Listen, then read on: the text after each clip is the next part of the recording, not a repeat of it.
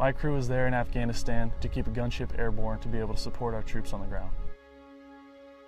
So during our mission, the timeline that we had originally stepped out the door to support had gradually continued to roll to the right, forcing a later exfil, which put us in the position we were in.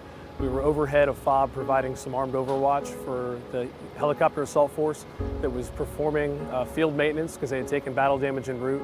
We had no intention of coming home until the helicopter assault force was able to perform their field maintenance and return back to base. So at that point I was really faced with three options. Options 1 and 2 would have required us to go back to base and we would not have returned to provide any coverage. Option 3, getting a tanker, would enable me to provide additional coverage overhead. So that was the option we wanted to press with. We were fragged for our normal F-16s out in the combat zone. And from there, things got a little different. When Kingpin called us, they're our controller that controls the airspace. And they said that they had a C-130, an AC-130 that needed fuel, which was uncommon for us. And to see them up at that time of day was also a little different, so we kind of knew that something was going on that was abnormal, that wasn't routine.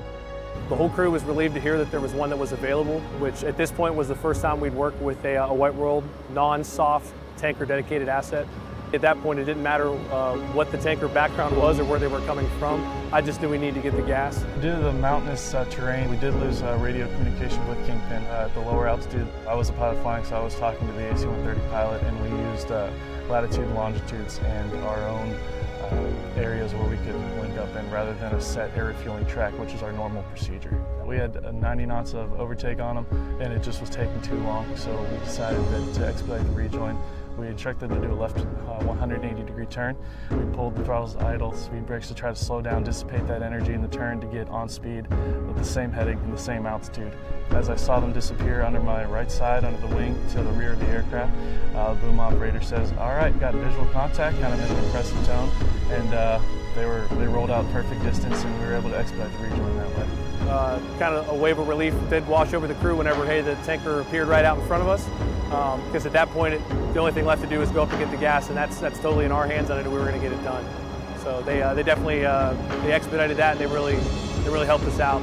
That was like a very rewarding day that day, because we were able to do our job, which allowed them to do theirs, and the guys on the ground to do theirs, and so on. And to be that solid link in the chain and do our job well was a very rewarding feeling. I was thankful that there was an asset available to help us out, because the last thing I wanted to do was leave with that assault force on the ground in a vulnerable position.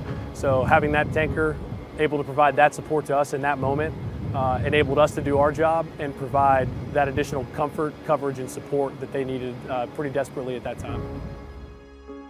My name is First Lieutenant John Lerda, and I'm a KC-135 pilot.